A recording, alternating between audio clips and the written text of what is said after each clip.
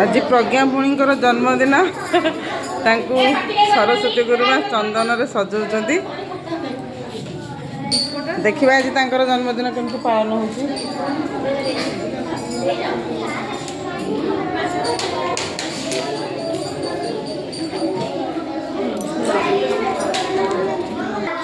आसो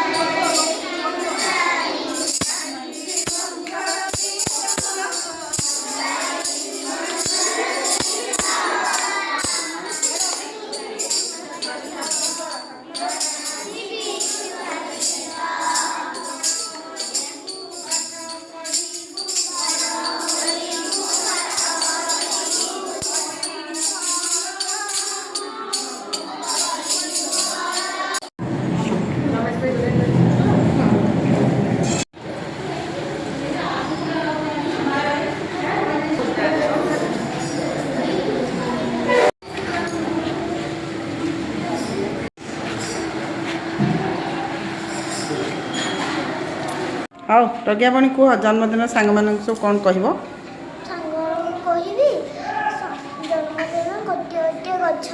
अच्छा हाँ